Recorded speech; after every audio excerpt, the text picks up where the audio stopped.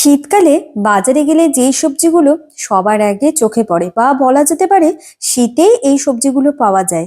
এই যেমন মটরশুঁটি, ফুলকপি, ওলকপি। ঠিক সেরকম কাল তোমাদের ওলকপির পাতার যেমন একটি সুন্দর রেসিপি শেয়ার করেছি, আজ ওলকপির ভীষণ অল্প তেল মশলায় ঘরোয়া সুস্বাদু দুর্দান্ত একটা রেসিপি শেয়ার করব। আশা করি এই রেসিপিটি একবার ট্রাই করলে বারবার খেতে মন চাইবে। এর জন্য উপকরণে কি কি লাগছে সেটা তো তোমাদের দেখিয়ে দিলাম। এখন একটা স্পেশাল মশলা তৈরি করব।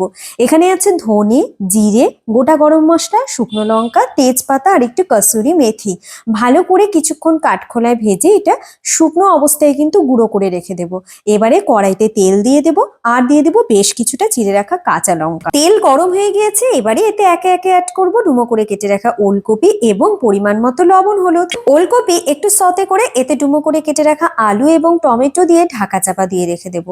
মাঝে মাঝে ঢাকা সরিয়ে একটু নাড়াচাড়া করব। এবারে এতে অ্যাড করলাম মটরশুঁটি, আদা বাটার পরিমাণ মতো লবণ, হলুদটা কিন্তু এখনই দিয়ে দেব। ভালো করে মশলার সাথে সবজি মাঝে মাঝে ঢেকে রেখে এটা নাড়াচাড়া করে দেখতে হবে। ভালো মতন মশলার সাথে এটা কষানো হয়ে গেলে এতে পরিমাণ মতো ফুটিয়ে রাখা গরম জল আর ভাজা মশলা দিয়ে ঢেকে রেখে দেব। এখন গরম গরম ভাত, রুটি, পরোটার সাথে একটু সার্ভ করে দেখো, দুর্দান্ত লাগবে। শীতের বিশেষ সবজি ওলকপির এই রেসিপিটি কেমন লাগলো? ভালো লাগলে চ্যানেলটিকে সাবস্ক্রাইব করে আমার সঙ্গে থেকো।